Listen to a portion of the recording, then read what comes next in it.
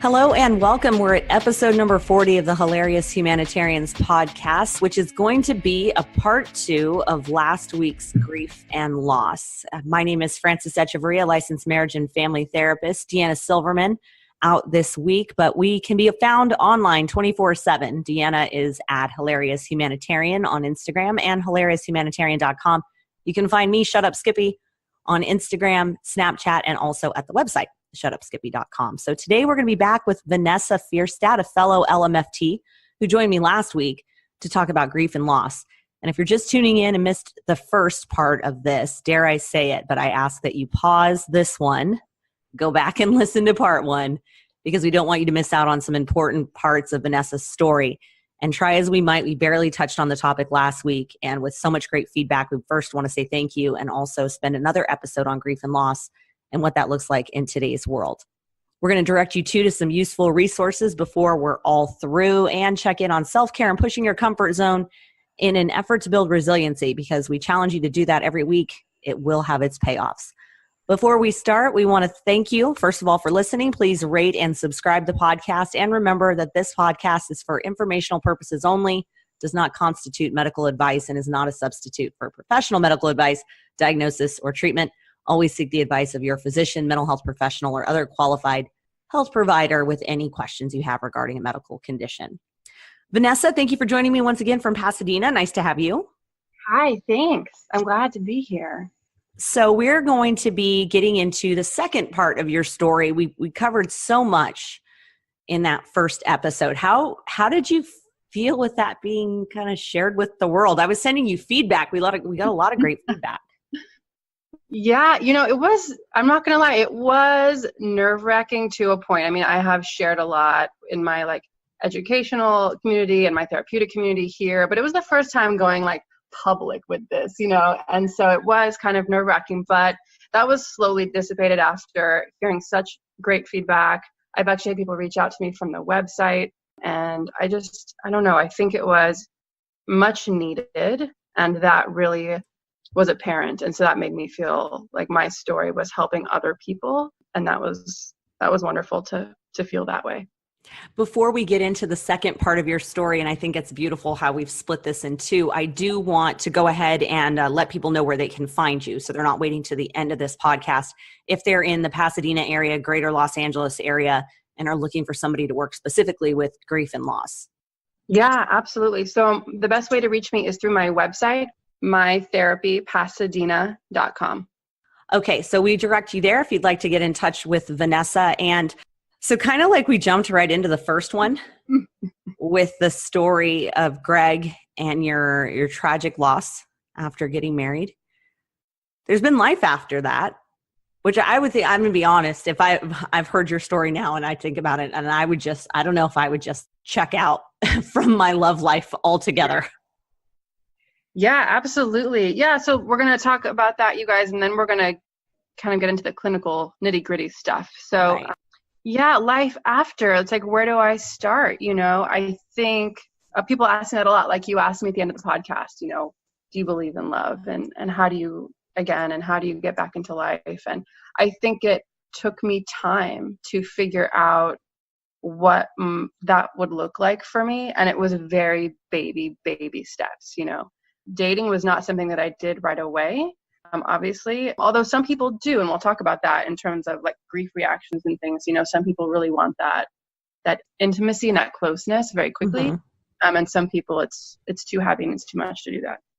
So, I think the biggest thing for me, now our dating world is very much online. And so how do you as a 20, oh gosh, I did this last time.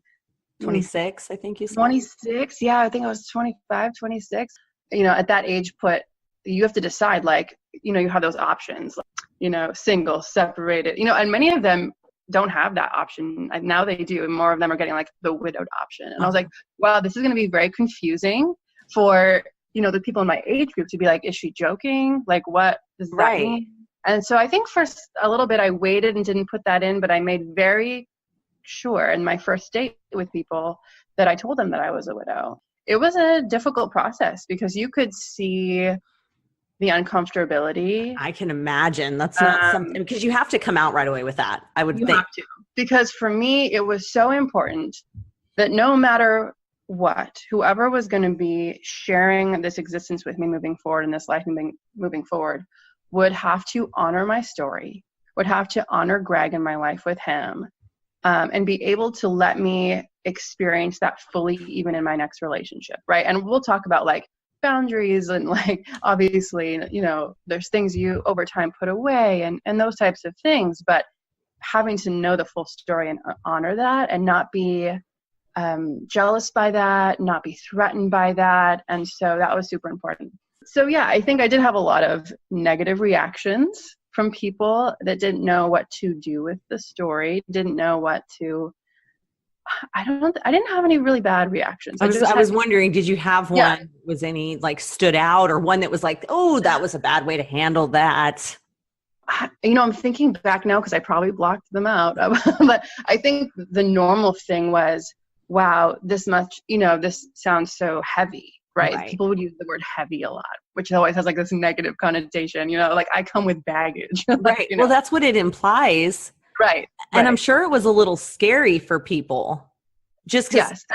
Yes. And it was very daunting for me too, because I knew that, you know, they wouldn't see me right away from widow. They weren't experiencing me. They were experiencing Vanessa as this, you know, 25-year-old widow, you know, and what comes with that. So I think that was the main reaction that I had. I did have one instance where I went on a date with someone who had lost their significant other as well. And we both shared our story on that first date. And that was really interesting to me. We bonded and we had a connection.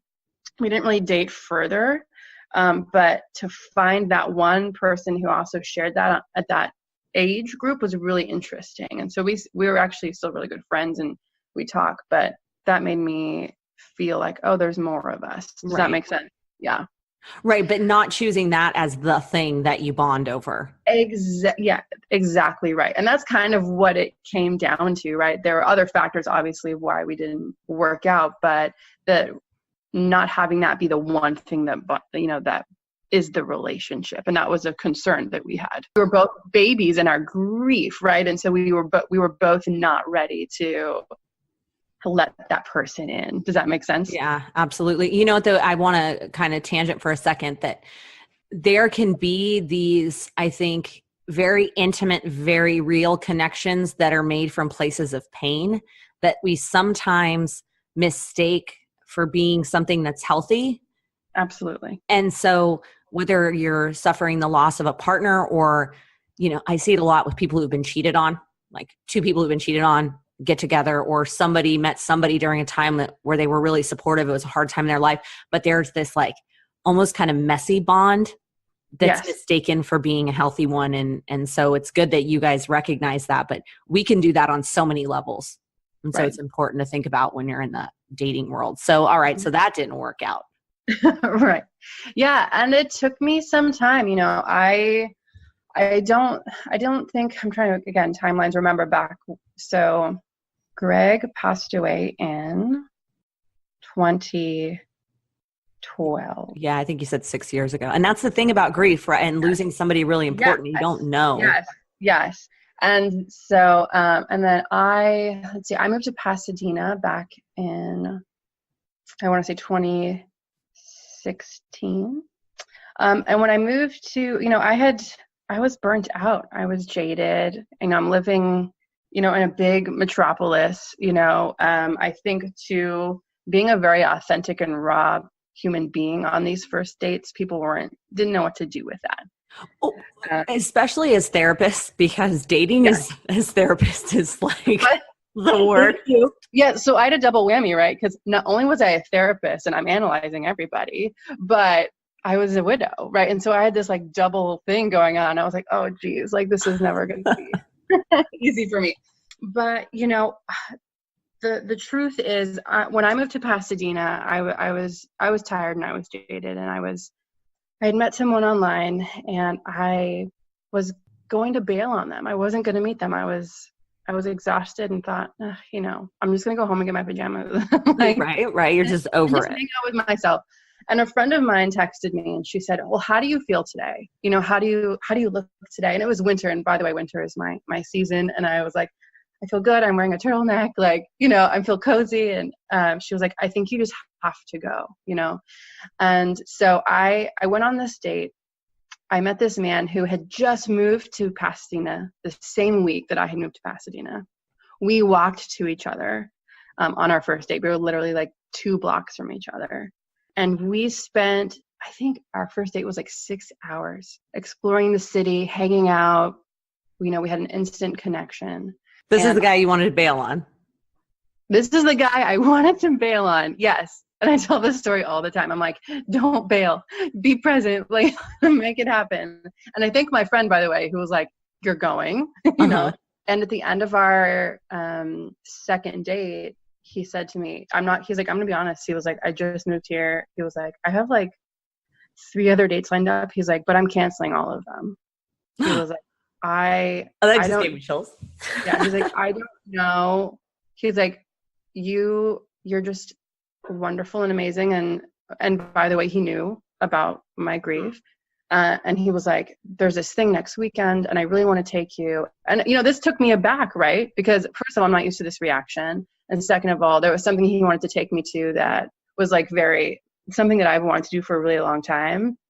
And so I was almost like, do I say yes? Do I go? And I just went, think about Greg, like live in the moment, say yes, and so I did. And, we went on the second date to the I don't know if you guys know the Safari Park in San Diego, which was amazing. And they have this huge butterfly exhibit. And I love butterflies. And this is where he took me. And well done, sir. Yeah, well done. And this was the start to our friendship and our relationship. And we've been together ever since. And he does such a wonderful job showing up for me, showing up from not only me as a human being, as Vanessa, but also in my grief and accepting Greg and I's relationship. He's met Greg's parents and they have a relationship. I mean, he is such a strong man and human. I tell him all the time, like, I'm so grateful for who he is and what he is, because I never thought that would exist for me. I never thought that someone could fill those shoes, Right. Or that you might have to put Greg aside. Yes. Because this sounds silly, but I've seen it clinically and personally where people get jealous. Yes. Of the memory of the other. Yes. And I'm going to be honest with you guys. Like, this was not an easy road. We definitely had our moments and conversations about things, and he had to, process his own feelings and thoughts about my previous life and my relationship. And, over time, he's, recognized, like, this is a part of her. And if I love her, I love all of her, Right. And now he does such a beautiful job, like we talked about on the first podcast. Greg's birthday was last month, or beginning of this month, excuse me. And he knew the day, and he said to me the night before, I'm not sure how tomorrow will be for you. He's like, but I will be here for as much or as little as you need me. Just let me know what you need. Right. No resentment, no animosity, no you having to figure out how to navigate it.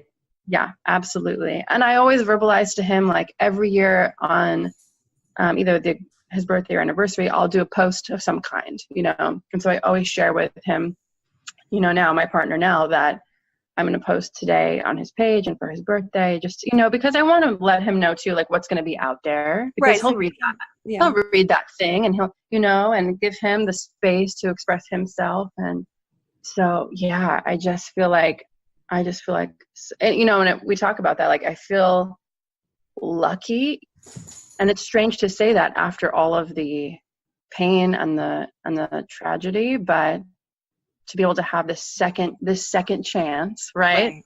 My second chapter, I call him, to live my life and to carry all of that with me. So yeah, it's a journey. And I want to bring up too, on the spouse side, on the surviving side of, the grief part, difficulty too and I hope this resonates with people, of like, how do I date someone and not compare them to my. How do you do that?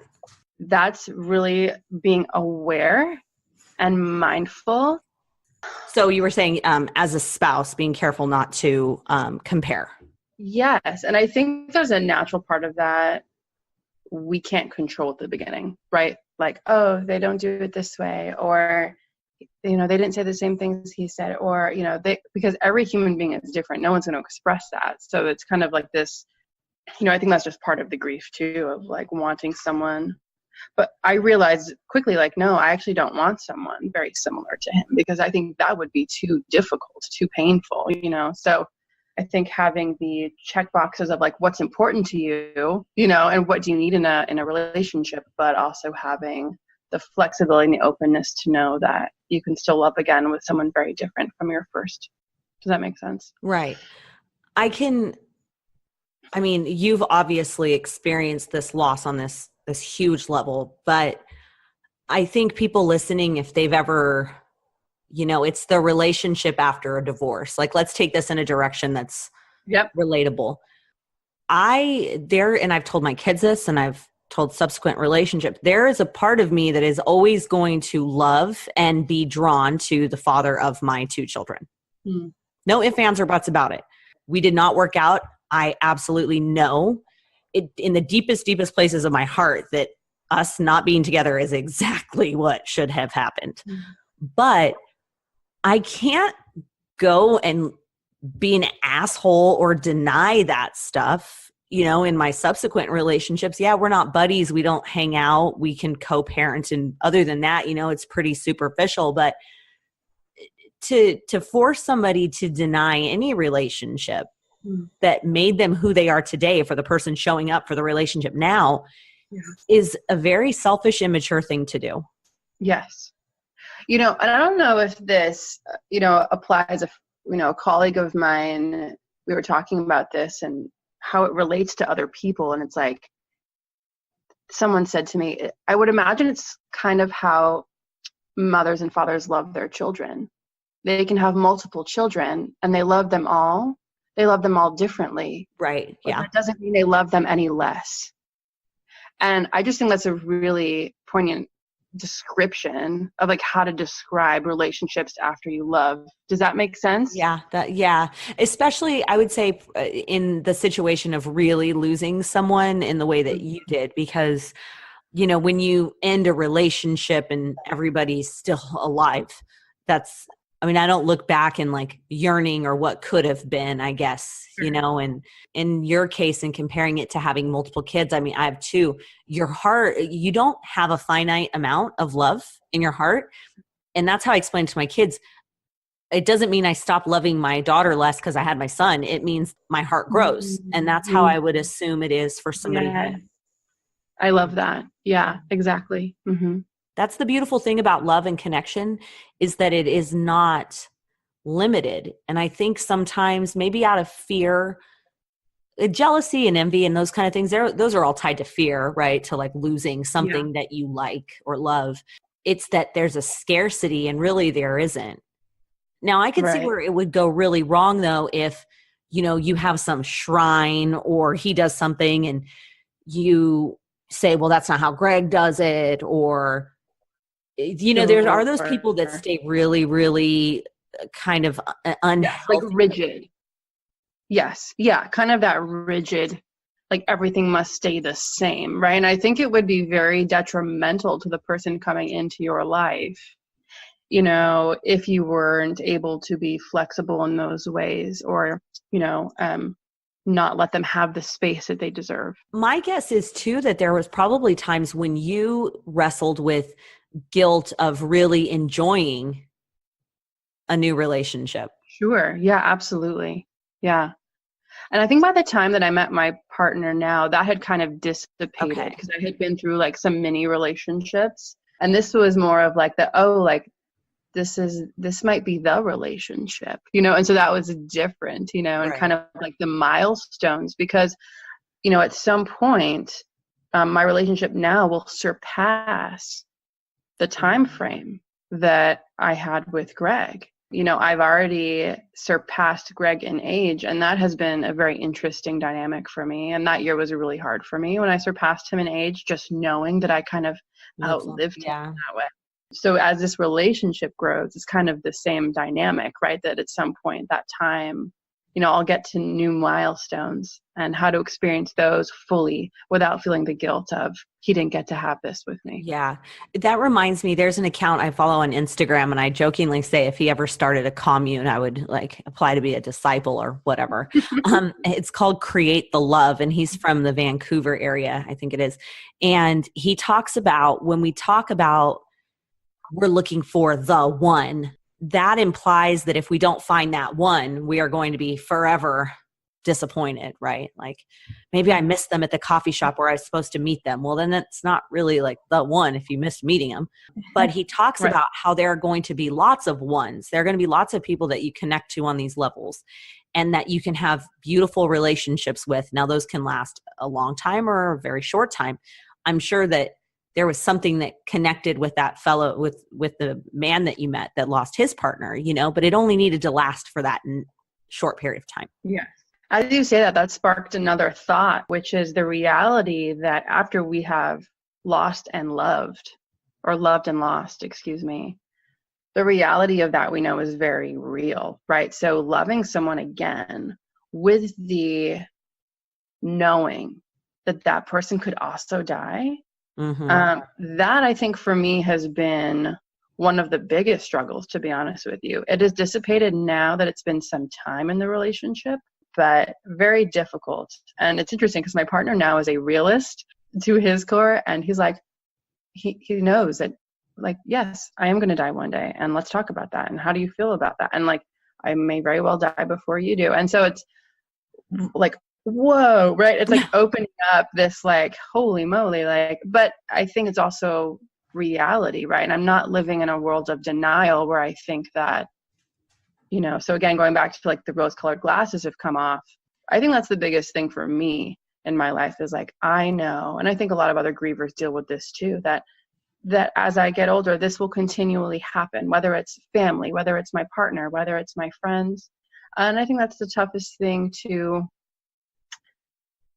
feel. And the way that I kind of combat that is to just be present, like ever present in every moment of every day, of like saying the I love yous, making those phone calls, texting when I have a silly thought about them or I want to share a memory. Like I make sure that I am in, every moment that I can be. So if and when something tragic happens again, I know that they know.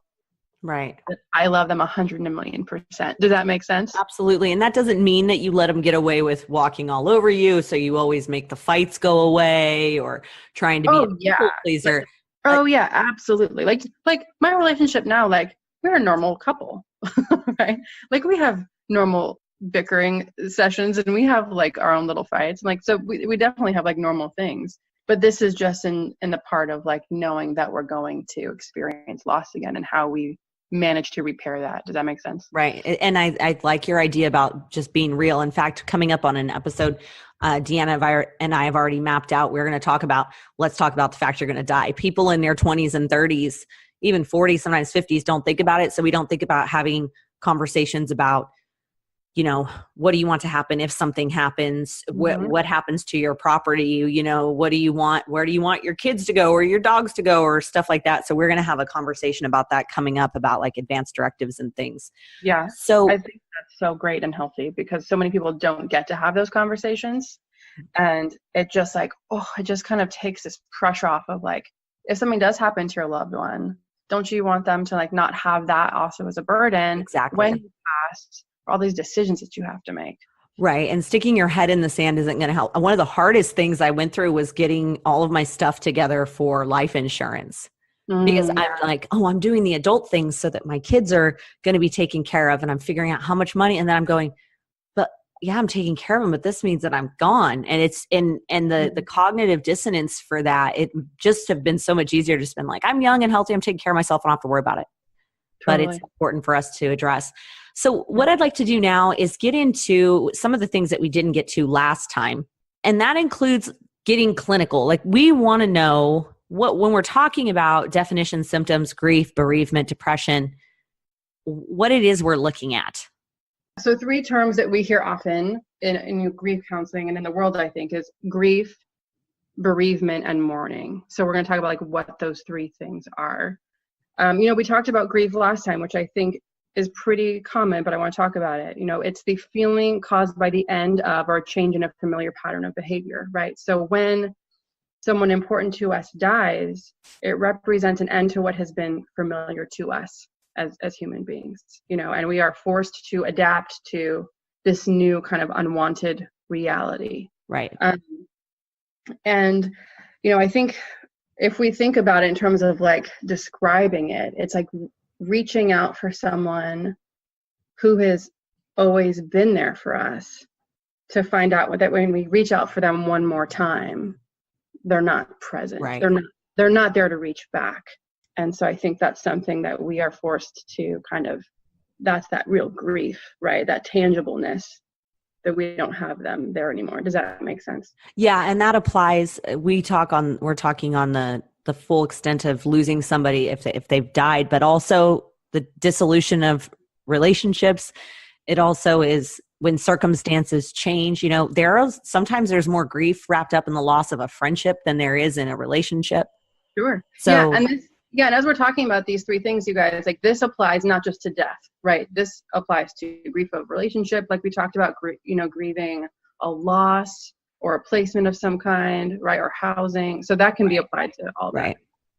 How about bereavement? So bereavement is the adjective, the act of being bereaved, right? So it speaks to feeling and being in deep sorrow. So we hear that often, like someone might say, Vanessa endured, a deep bereavement when her husband died, right? So we often hear it like used in that way, shape, or form. So the act of being bereaved.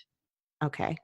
And from a clinical standpoint, this is something that therapists or people in the mental health field will use with certain parameters based on timelines and things, just strictly speaking from like a diagnosis standpoint. Sure. Yeah.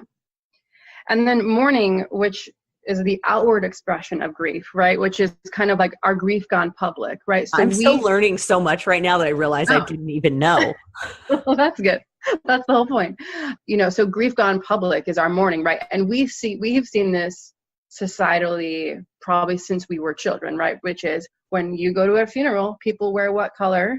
Black. They wear black, right? So that is kind of like the mourning out, that's grieving outwardly, right? And some cultures have more extensive displays of grief. Yes. And as I was prepping for this podcast, I was like, holy moly, we could do a whole cultural grief. We won't do that today. But if we ever wanted to, we, I think as a culture, are very minimalistic in our mourning. Standard American culture. It's like, get on, move on with it. You get one day off of work. But it is fascinating to learn about other cultures and how they mourn, because it's so colorful and beautiful and honoring, and it's amazing. So just learning about that is eye-opening. So we know in the Jewish culture we have something called sitting Shiva, which means after the funeral, for 7 days standard, if you're doing traditional Shiva, this is inside the loved one's home, and people come for 7 days and bring food and share stories. And traditional Shiva, most people will cover like the mirrors in the house, so that there is it's kind of like we're focusing on the person, not on any of us, right? Okay. And so that's another cultural example. I also want to bring up too that we're not the only things on the planet that mourn and grieve, right? So we also know that animals grieve as well, and we see this often with elephants and like horses and dolphins, that after their loved ones have died too, they have rituals. We know that dolphins, if they lose a child or a baby dolphin, a mom loses a baby dolphin, that mother will stay with the child and sacrifice like eating and being with their herd just to be present with their baby. So we also know that these patterns show up in other areas. I just think that's a beautiful thing. I think it speaks well to the connection piece that exists on so many levels and in so many ways. And I think listening to this and hearing us talk back and forth, there's so much stuff that Like, I don't know, like you were saying, mourning versus grief versus bereavement. I think when we don't know, it's so easy to just look it up or to ask, Right. you know, Sure. it's But again, this is the opening conversation of right. we don't want to touch it, so we don't do it. But when we demystify it, when we can talk about it, it becomes more tangible to people. I think it becomes less scary. And people can go, oh yeah, like that's the thing that I felt. So clinically speaking, maybe somebody's listening, maybe they don't have a mental health background or work in it, or they're in the middle of grief. What does that look and feel like? How would they know besides just saying they're sad? Right. I think it goes back to a lot of what we talked last time about that list that I give to people.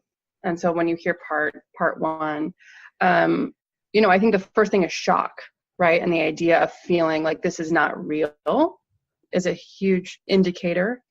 I wanted to say too that if we have anxiety or depression before a loss, it can be, or other factors of your personality, those things can be magnified after a loss and exacerbated. So for example, if I tend to have some anxiety before a loss, and then I have lost, my need and sense for control could be extremely heightened afterwards, right? And so you might notice that you're doing some odd behaviors or having some OCD come up and pop up. And so that's something to be really mindful of. One thing that makes me think of is hoarding. Mm-hmm. I've heard of cases where the just obsessive hoarding starts after someone has a loss because they can't get rid of anything that might have had anything to do with this person. And so we're talking 5-10 years later, the closets still have all the clothes, the toothbrush hasn't been moved, stuff is piling up, and there's this sense, I just can't let it go. And it can go to an extent that's really like unhealthy and unsafe.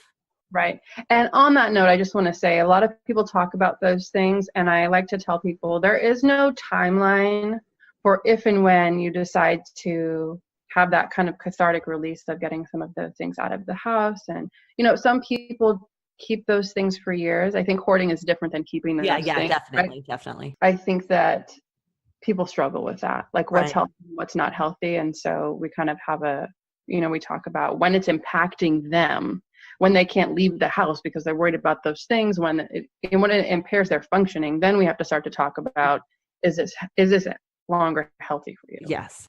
I think we talked about the decline of joy or the decline of schoolwork or being productive in your job. So those are things to be mindful of. A state of constant fatigue is really common. Yeah, just being exhausted. Another thing I want to say too, unresolved guilt can result in substance abuse, whether it's alcohol, drug use. We also see a rise in some people for risky, impulsive behavior. So some people want to feel that intense feeling of being alive again, right? So they might get on the back of a motorcycle and go really fast. They might have really promiscuous sex. They might get into situations where they might not necessarily get into those things because of that. So that's something to be mindful of after grief. Nightmares or obsessive thoughts about the person who has died, especially when we're going to talk about suicide in a little bit. If we saw if we were with a loved one when they died, if we saw someone who committed suicide after their death, right, that can cause a lot of nightmares and kind of PTSD. So that can be a symptom that we kind of have these intrusive thoughts. We talked about forgetfulness and aimless wandering, which was one that I was definitely, guilty of. I would kind of not have a plan of what I was doing for my day and then notice, like, I don't know what I just did for the last half an hour, right? And I was always, checked out. I have always been the person to, my memory was always on point. I knew where my keys were. And I remember the first time I was like, I have no idea where my keys are. And it was very strange for me. I also think people experience either a distance or avoidance or excessive need of intimate relationships, right? Some people want to isolate and not be by anyone. And again, the extreme where people need excessive touch and excessive validation from people. The last one that I just want to point out is this chronic need for control after someone dies, right? Because I think the biggest emotion that we feel is powerless.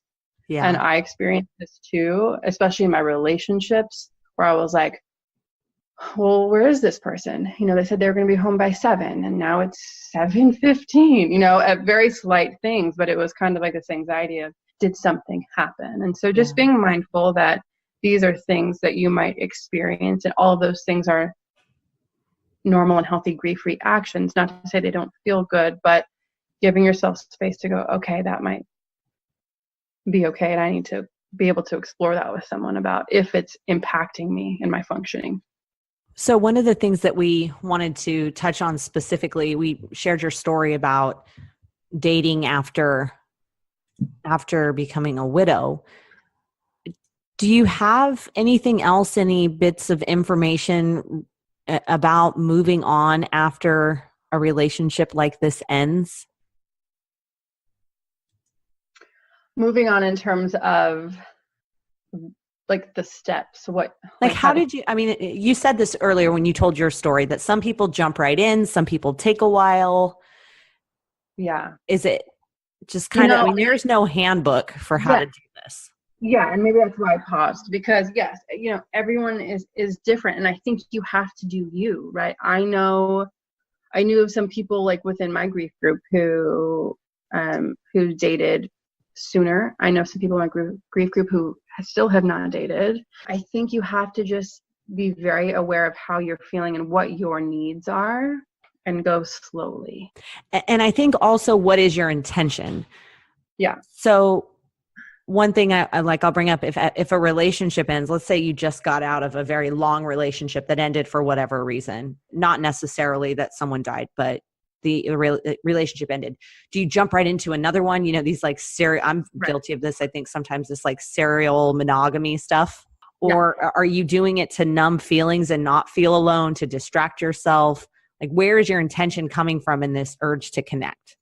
And I think that's a really good point, because at the beginning I had this concept in my mind, which I knew was true, that the first person I dated would not be the person that I was going to end up with.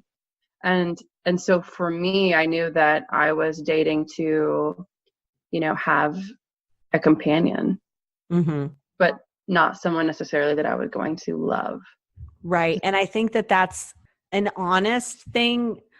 That's something that I'm 2 years after a divorce now, and really for the first time dating. I had a boyfriend briefly, dated a few here and there, but really dating, like doing that now.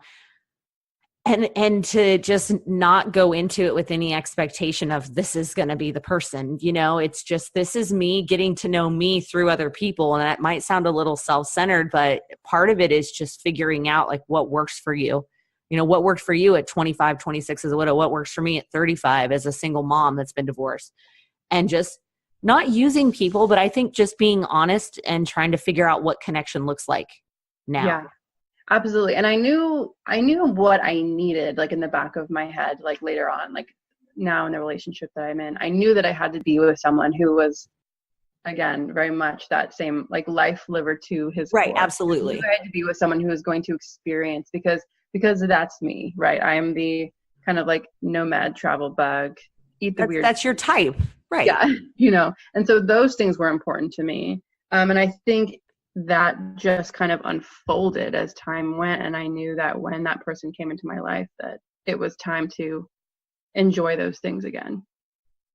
Yeah. So I guess for everybody, you just have to go at your own pace. You have to be honest with yourself. You have to be safe.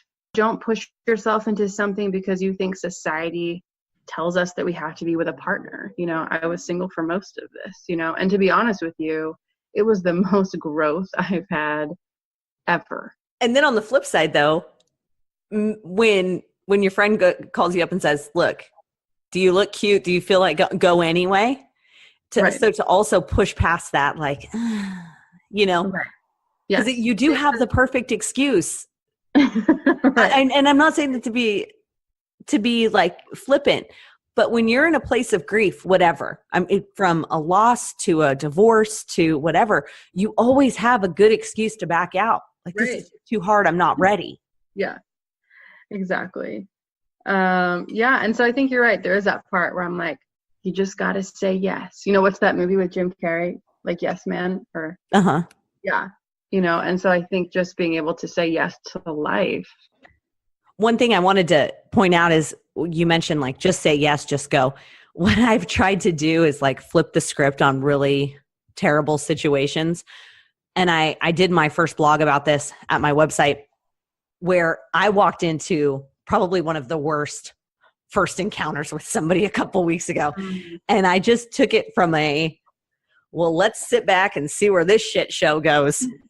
and just took it as an opportunity, I think, to kind of now, of course, if it would have been an unsafe situation, I wouldn't have stayed around, but just like, let's just see what the story is when this is over. And I think sometimes trying to take it from that perspective, as opposed to getting super negative or scared, can be a good coping skill. Sure. You're exploring, people are fascinating, right? And so like everyone has a story. Everyone has a story. Fun to like, sometimes you just got to sit back and watch and go, interesting. Right. Just become an observer of a foreign entity. Yeah. One thing we're going to touch on a couple of things, broad subjects rather quickly here as we are moving towards the end of this podcast today, but wanted to talk briefly about survivor's guilt related to someone. If, suicide rates are climbing. I saw an article just recently that tied them to global warming. True story. So they're seeing some trends, and we've seen it more and we've heard about it more in the news and things of that nature. So what bits of information do you have for people who might have survivor's guilt, meaning someone they know and love died by suicide and here they are? I was reading this thing a while back, and it says, that guilt is anger turned inwards. And I think that's really important, because when we're dealing with suicide, there are so many more complex things that are going on. The American Psychiatric Association ranks trauma of losing a loved one to suicide as catastrophic. And it's the one thing, if we lose someone from old age, if we lose someone from cancer, there's an empathy around those types of death. When we lose someone from suicide, the stigma is something was wrong with that person or they weren't well. And so the survivors of suicide have such a complex, I believe, more grief reaction or grief experience than those of us who haven't. We often hear, I should have known, or if I had only known, what could I have done? I think the sadness and frustration from being cut off from that person, we don't have the chance to help them, to talk to them, to simply say goodbye to them, and that is left within our body. We aren't able to express our sadness, our anger, and when that turns inward, that results in like that guilt and that blame. On that note of survivors of people who've had loved ones that have died by suicide, there was a gut-wrenching TED Talk that I watched, and I just looked it up. It's "My Son Was a Columbine Shooter. This Is My Story." It's Sue Klebold. And she wrote a book. The TED Talk is just fascinating because she talks about her grief process and this beautiful story of connection actually with survivors of, some of the families that her son ripped apart, and what her grief process looked like, because she lost a son. And then on top of that was getting a lot of blame and judgment, but she didn't have a place to mourn, and then felt the added guilt and connection that was tied into what her son had done. So at the end of this podcast, we're going to have a bunch of resources up for you at my website. We'll put a special blog up, but I will post the link to that TED Talk because it is captivating. Yeah. And I think you bring up, it kind of just goes into like, what do we do then? As we talked about this on the first podcast of like, how do we sit in that uncomfortability? And I think with suicide, it's even more so. So breaking that stigma, I want to say, don't be afraid to talk to the loved ones. This can be applied for just grief, but also suicide too. Make sure that you use that person's name after they have died when you are talking to their family. You can say, my heart is so sad that John has died, rather than he or she, right? These are their loved ones, their family, right. And I think we shy away from like using their names. And I'm saying, say their names. It keeps them present. It keeps them alive. I think there's this thing about people want to know what to do. And a lot of resources say, ask the survivor what they need. And I'm going to say, don't ask. Show up. Be present. For me, again, the things that are highlighted are the people that showed up at my door with dinner and either came in or left. Show up for someone. I'm going to tell you, every year on the death of his anniversary and his birthday, a friend of Greg's will send me flowers. And every year they show up at my door to this day. And I'm gonna make this a point to everybody. Most people will support grievers the first year. And then people trickle off, right? We will experience this for the rest of our lives. Continue to show up for them on those important days, not just for the first year. It's okay. It's not going to make us cry anymore. It's not going to make us feel more grief. It's actually going to make us thankful that we have people in our life that know us so well that can acknowledge what we're going through. And it's a relief to be able to have those people, right? So don't distance yourself from people, from survivors, because that will only isolate them more. I was just going to say, the thing for me is just encouraging openness.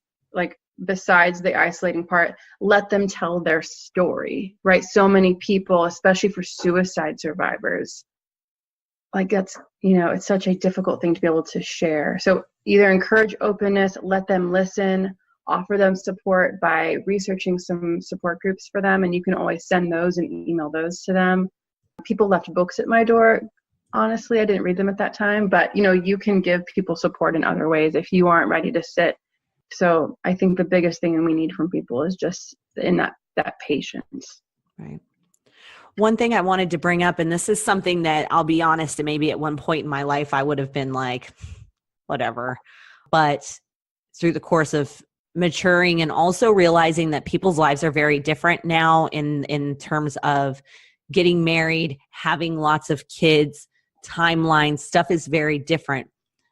I have dealt with in session, and we also got a message from somebody, incredible grief related to the loss of a pet. Mm-hmm. And I've had conversations with people who love their pets, and they talk about how they know they're just going to be a mess when that animal dies. And I think it's important to recognize that grief is very real, even if we don't connect on that level. I'm not connected to any animal enough to know that it's going to throw me into a period of grief. Like, I'll be sad, but I won't go to that extent. But you see it too, right? Yes, I do. And I get calls all the time for people who are grieving the loss of a pet. And I think if you're in that world, you get it. Like, if you feel that way towards, here in Pasadena, by the way, we are a huge pet community, right? So we have lots of dogs. We have people who have, people walk their cats, but we have a lot of pets here. And so there's a big community for that. And I think there is, again, a little bit of a stigma, like, oh, you lost your pet. Like, that's not the same as losing but grief is grief, and some people connect even more so to their pets maybe than they will ever to a human being. And that's okay. And that's their life. And so this is very real for them just as much as it is for us with humans that we have lost, so I think it's really important that people get to express that. Yeah. And just being cognizant, and we mentioned this too, with even if you're uncomfortable with it or don't get it, not to put all of these together, but and that they are the same, but just for the purposes of it being easy right now, we just talked about the loss of a pet. We've talked about in the past, episode, we talked about miscarriages at various points in pregnancy. There is a lot of grief and guilt that can be wrapped up in abortions, even if those abortions weren't medically necessary, but were choices that women made in that moment for both the women and also the father, by the way, and family members too. And so I think just being aware as we're moving through this really deep, dark topic of grief and loss, that it exists on several levels. It even exists too when careers come to an end, when people lose a job. So just to be aware as we're going through. And what we wanted to do is give some basic coping skills. Yeah, absolutely. I think if we kind of run through some of the model, there's a model called the J. William Morgan model for like understanding grief. I just want to go through that with you guys and then give you some coping skills. I think number one is to accept the reality of our loss, to be able to sit in the realness of what has gone on for us and accept how our loved one died, what made them, what caused the death to happen. Number two is to process the pain of our grief, whether that's with loved ones and family, whether that's with a mental health professional, whether that's in a grief group, but to be able to get all of those things inside of you out of your mouth, be able to explore those things with someone. I think the third thing is we have to adjust to a world now where our loved one no longer exists in it. And how do we do that?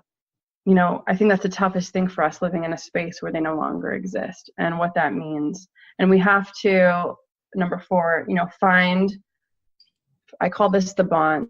A bond is something, I ask people this, like, when is a bond created? If a mother is pregnant, like a bond is created, like before she even meets her child, right, in the womb, And so if a bond is created before we even tangibly see someone, does a bond go away if we no longer see them, right? So for me, a bond is something that can't be broken. So in my work, I always talk to people about how their bond lives on with their loved one, even though physically their body no longer is here. Right. And so making connections with them in this life, and we talk about rituals that people might do, having dinner at their loved one's favorite restaurant, celebrating on their birthday with something that they would love. When people hear music and art and things of that nature, most of those things are connected to people's loved one. And so we talk about things that they can feel their loved one in. Does that make sense? Right. Just you talking about that. I mean, I have very tangible things. I have one of my mom's rings that I'll wear. I took my kids to the boardwalk because that's where my mom took us, but there are certain songs that come on. And I think what I love about it is when you can find those things, the more times you can find them, the more times you get to reminded how much that you love them. And so rather than try and hide from the hurt, because I think sometimes we do that, we want to hide from the hurt and the loss. We just want to make the feelings stop. If you allow yourself to fully feel them, then you get the payoff of fully feeling the good feelings. You can't numb one without the other. Yes. And I'm going to give you a real life experience. And then I want to read it just a couple coping skills before we go. That music was such a big part of Greg's life. He was a musician. We went to shows. He got in the pit. I mean, it was a part of our existence, And I recognize that I have not been to a show since he died. And I talked to my really good friends about this. Like, they're like, let us know when you're ready, especially specific musicians and things like that. And there's still some music that I wasn't listening to. And the other day, you guys, this is the other day, right? I'm like 6 years out. I was like, I'm going to put it on. And yes, was I teary-eyed? Yes. Did I feel alive as ever? Like to my core, right? And even talking about it now, like I have goosebumps, I can see, right? Because yeah. Can I ask what it was? It was Thrice. Okay. I'm familiar. Yeah. Okay. Yeah. Because we actually listened to them. They were his favorite band of all time. Dustin Kensrue was like part of our like dating world, and he would send me his like solo albums and stuff like that. I had bought him their like special edition record like right before he died. That was the gift I gave him for his birthday, and so it was very meaningful and very special to me. But also like, it was too close to home. I couldn't. But when I did it, I just felt so alive, and I just felt him in it. And I went, yeah, I need to do this. Right. Like you're talking about, not have the avoidance. And I think it's time to get to a show. So challenge accepted. That's on my list of things to do. So as we're talking about as coping skills, I like the analogy of remind yourself that going through grief is much like having a physical wound. It's just not one that people can see, and so what do we, after surgery, right? We don't get up and walk out of the room right away, right? We have to rest. We need meds. We need fluids. We need that healing time. So remind yourself that you have a wound and you need to heal that wound, and not move too fast. There's this quote that I love that says, "Go only as fast as your slowest part feels safe to go." And I love that, because we feel like we have to get back into life at the pace we were at. And it's just not realistic. We need to be able to live in this new pace. You'll get back to where you were, maybe, but you don't have to worry about that right now. Prioritize your physical health. I think it's the first thing that goes out the window, but it's the first thing that we need. We need to, put on, you go into an airplane, right? They tell you, put on your oxygen mask, which I'm sure you've heard, right? Before you put it on anybody else. You need, nutrients, you need vitamins, you need fluids, you need to make sure your body is working and functioning. And then the rest of you can figure out. Rest, but be mindful not to isolate too much. Make sure that at least your inner tribe, family, friends, people you're closest with, you're connecting to. And if you're someone who knows someone who has just experienced a loss and they haven't reached out to you, reach out to them. Show up at their door. Make sure that they're okay. They will remember that you do that. And when you're ready, give yourself some space to talk to a grief counselor. Like I said, for me, grief group, even though it might seem like the scariest thing, it was the best thing I ever could have imagined. You're sitting in a room of, depends on the group, 3 to 5 people who can sit with you in silence, and you don't have to say a thing because you all have that common shared experience. And then the last thing I want to say is, express your already strengths to help you heal your grief. We talked about me picking up his camera and doing photography. The things that you have loved before, even though they might shift and change. If you love to write, journal. If you love to listen to music, try and do that. I understand that some of those things, if they were shared experiences, might be difficult. But, if you love to exercise, go for a walk, right? You might be a sprinter and a runner, but maybe walking for now is okay, right? So there's that as we're wrapping up here, life is it's a marathon. It's not a sprint, and I want to remind you guys of that. And so just be gentle with yourself. I think that's the most important piece to take away from this, wherever you are on the grief spectrum in terms of your loss, is to definitely treat yourself with a little compassion. I think sometimes, especially, we talked about this culturally, we're not given a whole lot of time to process grief. We're expected to stay productive and engage and do all the things that we're supposed to do as adults, and to really kind of give yourself some realistic amount of space and time for healing. One other thing I wanted to include in there, and we do have this article up and you can find it at my blog, which I'll get you at the end of this, but it talked about doing what you love and not feeling guilty about it. Yeah. Also cherishing memories. We talked about this, once you work through the grief of a loss, you are able to fully love those memories. And so that's the thing that's the light at the end of this terrible tunnel, is that I tell people, and I tell myself this pain hurts, but this pain will not kill me. It won't. It literally will not kill you. But if you can work through it, you get the payoff of being able to fully love those moments and be able to connect to your loved one, even though they're not here.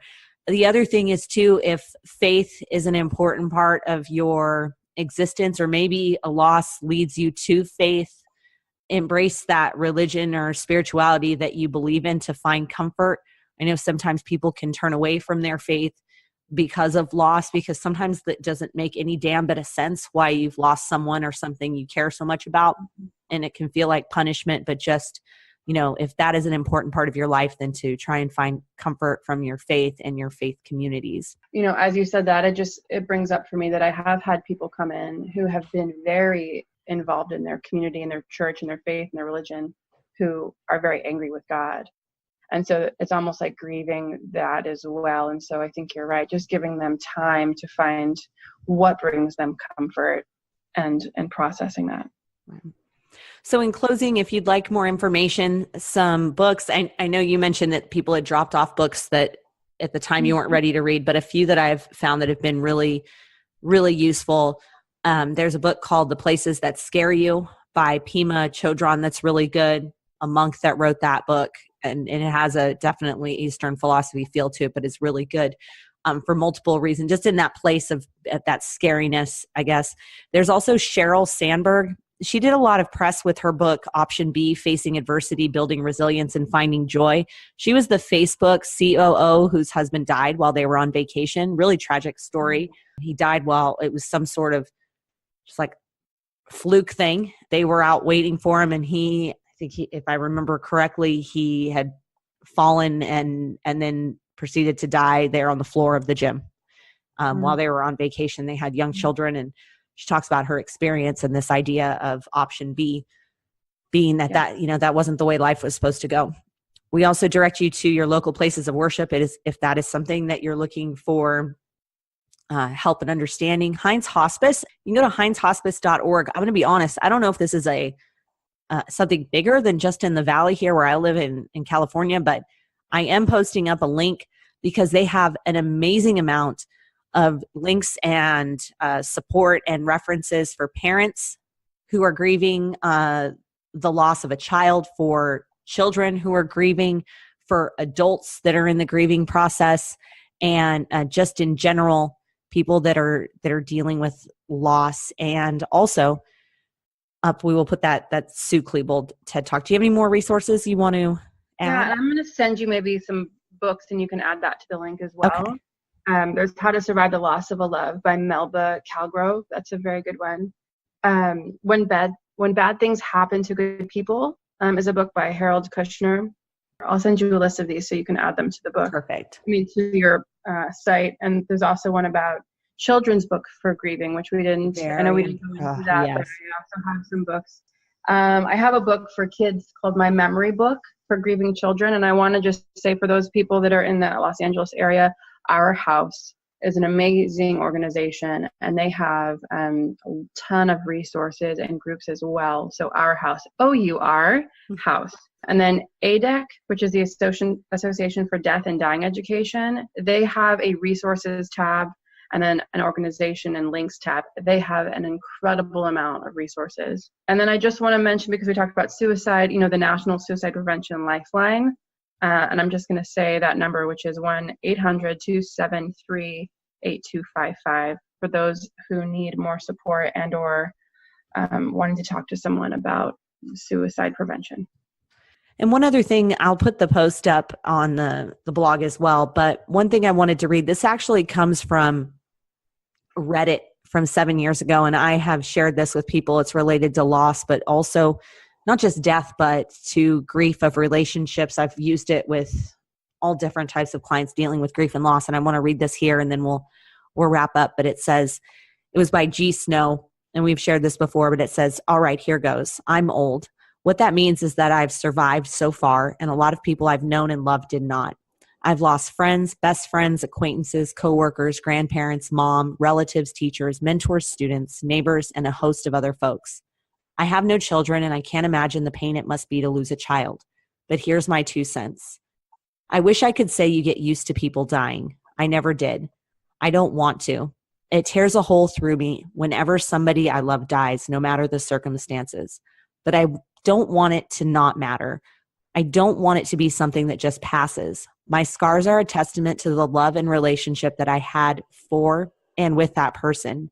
And if the scar is deep, so was the love. So be it. Scars are a testament to life. Scars are a testament that I can love deeply and live deeply and be cut and even gouged, and that I can heal and continue to live and continue to love. The scar tissue is stronger than the original flesh ever was. Scars are a testament to life. Scars are only ugly to people who can't see. As for grief, you'll find it comes in waves. When the ship is first wrecked, you're drowning with wreckage all around you. Everything floating around you reminds you of the beauty and the magnificence of the ship that was and is no more, and all you can do is float. You find some piece of wreckage and you hang on for a while. Maybe it's some physical thing. Maybe it's a happy memory or a photograph. Maybe it's a person who is also floating. For a while, all you can do is float and stay alive.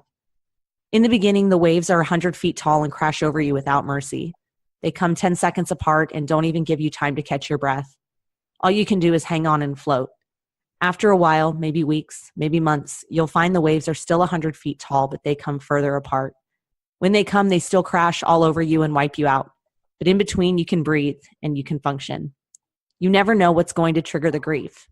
It might be a song, a picture, a street intersection, the smell of a cup of coffee. It can be just about anything, and the wave comes crashing. But in between waves, there is life. Somewhere down the line, and it's different for everybody, you find that the waves are only 80 feet tall or 50 feet tall. And while they still come, they come further apart. You can see them coming, an anniversary, a birthday, a Christmas, or landing at O'Hare. You can see it coming for the most part and prepare yourself. And when it washes over you, you know that somehow you will again come out the other side, soaking wet, sputtering, still hanging on to some tiny piece of wreckage, but you'll come out. Take it from an old guy. The waves never stop coming, and somehow you really don't want them to. But you learn that you'll survive, and other waves will come, and you'll survive them too. And if you're lucky, you'll have lots of scars from lots of loves and lots of shipwrecks. And every time I read that thing, I'm just like, bah! I feel it. I got goosebumps everywhere. So we're going to post that up too, because that is just an amazing description of what grief feels like. So, Vanessa, I think I have your challenge. I'm not going to say it's going to happen in the next week or so, but when we talk about self-care, building resiliency, and trying new things, I think you identified the thing you got to start thinking about. Yes, ma'am. I'm going to get my butt to a show. I think that would be amazing. Absolutely amazing. I will send you photos. Maybe you'll come with me. Who knows? I know, right? We just plan a festival. You're down in Southern California. I heard Kaboo is coming up. You'd be a good buddy to do that with. Yeah. And how about you? What is your self-care for this week? I'm going to be really honest. My week has been upside down and sideways because the kid's dad is traveling. So that means they're with me like the whole time, which I love them very much, but I just need school to start. Actually, you know what? My self-care was I found myself in an interesting situation where I needed to ask for help from some close friends to kind of watch my kids. Cause I work 6 to 6 Mondays and Tuesdays, and I've got the kids with me. And so rather than drag them along, my boss has been great, both my bosses, and they've let me bring them. I asked a couple friends, and I said, hey, do you have anything you need help with? The kids love helping, and it'd be something for them to do. So I kind of jokingly have said that there's all these kids at like church camp, but my kids are at resume building school this week. I love it. They got marketing, they've got public relations, they've got lesson planning. And so my self-care and getting outside my comfort zone was really just asking my friends to help me out. Absolutely. And it worked out. So once again, what's your website? My website is mytherapypasadena.com, and you can reach out to me under the Connect With Me tab and send me an email that way. That's the best way to get a hold of me. And I also, as we are wrapping up, we like to do these listener shout outs. We had so many great ones that came in from people about the podcast you were on last week, but this one came in from Jillian. And she said she was listening to the podcast and is so happy that we were covering grief. She's working on a dissertation about why counselors need to have more grief education in their curriculum. And we are confirming the hunch that she has. She says, unfortunately, we're still teaching older stages and concepts during training and ignoring more contemporary and culturally sensitive models. Looking forward to part 2. So hopefully she did enjoy that. So thank you very much, Vanessa, very, very much once again. Thank you for having me. And anytime we want to do, we know there's so much to touch on. So I will be here. And we did give you the extended version of this podcast. We'll be back next week. Until then, you can get in touch. I am Shut Up Skippy. You'll find me for that. ShutUpSkippy.com for the resources today. Also on Instagram and Snapchat. Hilarious Humanitarian. That's Deanna. She'll be back next week on Instagram, and her website, hilarioushumanitarian.com. And you can find us as a podcast, Humanitarians Podcast, on Instagram. Thank you, and we'll see you next week. Bye.